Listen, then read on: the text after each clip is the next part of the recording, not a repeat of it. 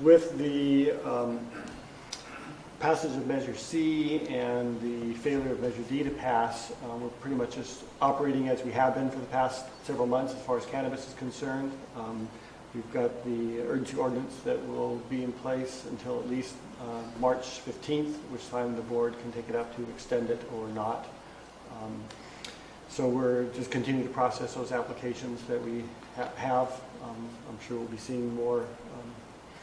We're sort of beginning to sort of digest the elephant, as I call it, and working through a little more quickly some of everything's sort of coming together, the inspections, the background reports, our review of it. So we'll start seeing more final actions taken on approvals and denials, which means there may be more appeals coming forward.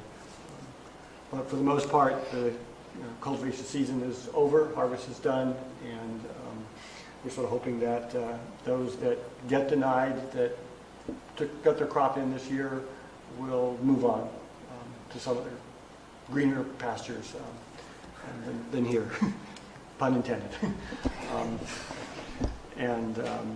But we'll, at this point in time, we'll have to look closely at Measure C, how it applies to the cultivation. I'll be working with County Council and the tax collector on that to ensure that that's implemented as written, as intended, and we have a process to get that through.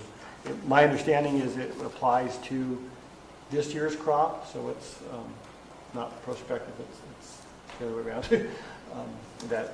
So those who grew this year will be subject to the tax come next spring. Well, on the application process, it was slow going because everybody had a learning curve to get through. How many have been processed at this point, or partially processed?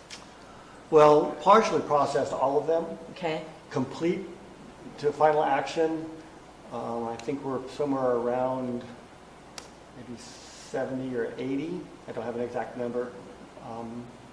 We've been able to get through, or we're getting through a lot of the personal caregiver grows right now. Mm-hmm. The biggest hang-up has been just trying to get the inspections done for the commercial grows, and that's just taking a lot more time.